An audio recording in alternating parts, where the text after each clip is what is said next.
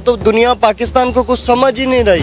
We are ready to talk for the sake of peace with a neighbor, counter terrorism. आज़म शहबाज शरीफ ने कहा है कि हमसाया ममालिक के साथ इंसदाद दहशतगर्दी समेत तमाम तस्फिया तलब मसाइल के हल के लिए बातचीत करने को तैयार है। पाकिस्तान की वेल्थ में एक रुपया का फायदा नहीं आया है। इकोनॉमिक कोलैबोरेशन पे चलना चाहिए और अगर हिंदुस्तान नहीं बात करना चाहिए उनसे आप क्या बात करेंगे भाई। ये जयशंकर तो रोज मजाक उड़ाता है पाकिस्तान का, रोज कहता है हम एक टेररिस्ट स्टेट है। और खित्ते में जो इस वक्त हालात व वाक़यात हैं उसमें बहुत ज्यादा जरूरी था कि ये एंगेजमेंट और खास तौर पर जो 4 रोजा जंग कि भारत ने जंग लड़ी और जंग लड़ते ही यानी पाकिस्तान से जंग की और जंग के साथ ही पाकिस्तान पर हमले पे हमला किया और उसके फौरन बाद कुछ ही दिन के बाद वो फोर्थ इकोनॉमी बन गया। पाकिस्तान को अब मैसेजिंग की जा रही है कि आप तो हमारा जो मुकाबला नहीं कर सकते बिकॉज आपके पास इतने रिसोर्सेज नहीं हैं, आप इतने जोगे नहीं हैं। मिनी बजट के अंदर हमारी कब्रों के ऊपर भी टैक्स लगाया गया। आप बताएं कि हमारे मुल्क को कौन इन्वेस्ट करेगा पैसे जहां पर हमारे मुल्क। ये भी है ना कि किसी स्टेज पे भी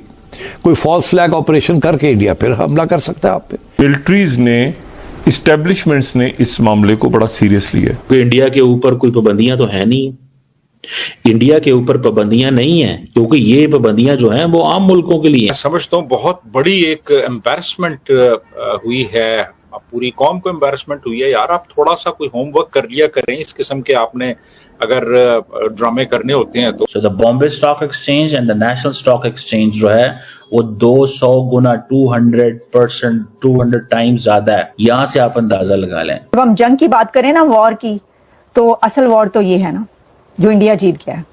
हम लाते हैं टॉक शोज और अनलिमिटेड एंटरटेनमेंट सिर्फ YouTube पर। अगर आपने अभी तक हमारा चैनल सब्सक्राइब नहीं किया तो अभी सब्सक्राइब करें और बेल आइकॉन को क्लिक करके हमारी लेटेस्ट वीडियोस के बारे में अपडेट जानें।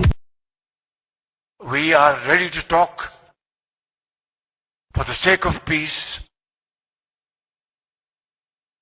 on water issue with a neighbor.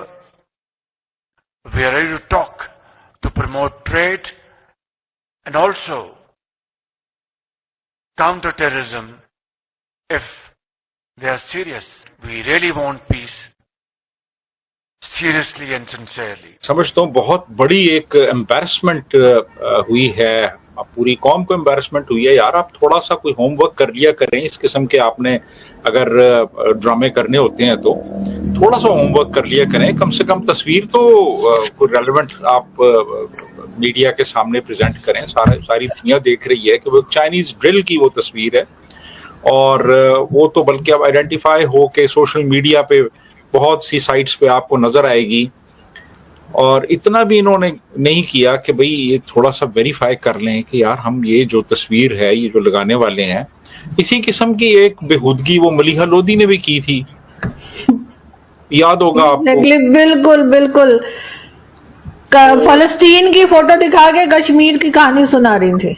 Exactly तो वो भी इसी किस्म की। हालांकि यूनाइटेड नेशंस में तुम अब क्या दिखा रही हो, अच्छी खासी वो उसको पढ़ा लिखा समझा जाता है उस खातून को। वैसे तो वो एस्टेब्लिशमेंट की टाउट है, सॉरी मैं ये लफ्ज़ इस्तेमाल कर रहा हूँ, लेकिन ये लोग जो हैं ये बिल्कुल कोई वो अपने तौर पे तैयारी नहीं करते, कोई मेहनत नहीं करते, कोई होमवर्क नहीं करते। बस जो तस्वीर मिली जी बस ले आओ यार ये तस्वीर ले आओ, बस जो भी है वेरीफाई कर लो कि वो कहाँ की तस्वीर है, कब की तस्वीर है। अब तो खैर ये है कि वो ऐसी साइट्स मौजूद हैं जो आपको फौरन वो बता देती हैं, वो फैक्ट चेक जो है वो बता देती है, ग्रॉक बता देती है आपको कि यार ये तस्वीर की है कहाँ की। जी सर, वो जो लॉ इन्होंने बनाया है फेक न्यूज वाला, तो इनके ऊपर भी अप्लाई होगा क्या? ये तो बाकायदा एक फेक फोटो लेकर खड़े हैं जिसके ऊपर सारी दुनिया हंस रही है। अब यही कानून जो है क्या ये तो फिर प्राइम मिनिस्टर हाउस पे भी लग जाना चाहिए?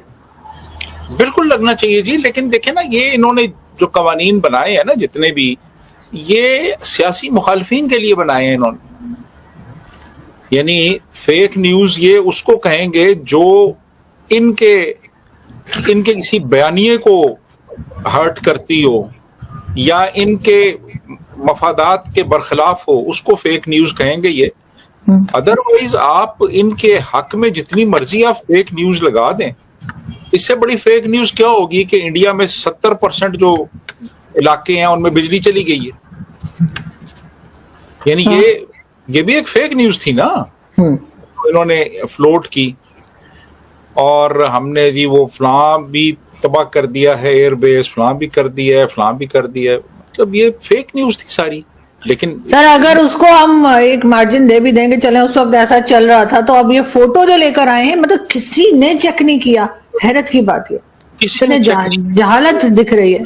किसी की प्रायोरिटी है ही नहीं ना इस तरह की, इनकी प्रायोरिटी ही नहीं है। ये बस कहते हैं जी बस मीडिया को हर तरह की जो न्यूज आपके फेवर में जाती है वो फीड करो, और झूठ मूठ कहानियां घड़ी हुई, और यानी मतलब मीडिया तो सारा हमारा कॉम्प्रोमाइज हो चुका है। जापान को पीछे छोड़ने के बाद भारत अब दुनिया की चौथी बड़ी इकोनॉमी बन चुका है, और इसको अनाउंस भी कर दिया गया। इसका ऐलान कर दिया गया है कि जी ये हो गया है। और ये कब हुआ है? ये उस वक्त हुआ है कि पाकिस्तान से जंग लड़ने के बाद भारत चौथी बड़ी इकोनॉमी बन गया। अब लोग ये कह रहे हैं कि पाकिस्तान से जंग के बाद भारत दुनिया की 4th लार्जेस्ट इकोनॉमी बन गया। अब ये जंग लड़ने के बाद, लड़ने की वजह से बना या जंग लड़ने के बाद बना, ये एक, इसको तो हम आप पे छोड़ते हैं, आप इसको जैसे भी देखना चाहें। लेकिन ये बात की जा रही है कि देखो इंडिया ने जंग की और उसके बाद चौथी बड़ी इकोनॉमी बन गया दुनिया की।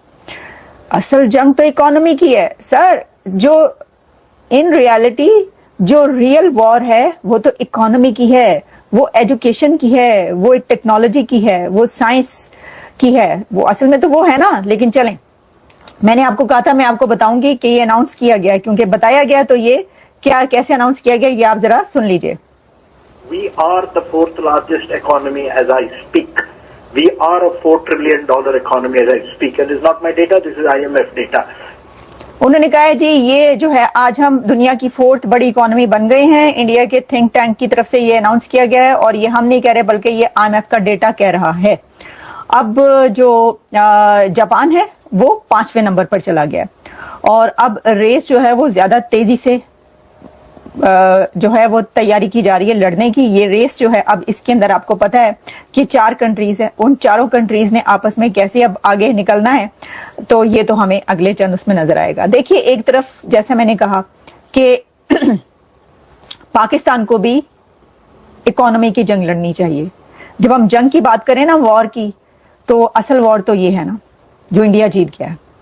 In reality this is the real war economy की, वो इंडिया जीत रहा है। हम आप कहेंगे भारतीयों को और इंडियंस को, जितने भी हमारे व्यूवर्स हैं या जो भी हैं पूरी दुनिया में, सबको जी आप चौथी बड़ी इकोनॉमी बने हैं, बहुत बहुत बधाइयां, मुबारकबाद, congratulations, very good, well done.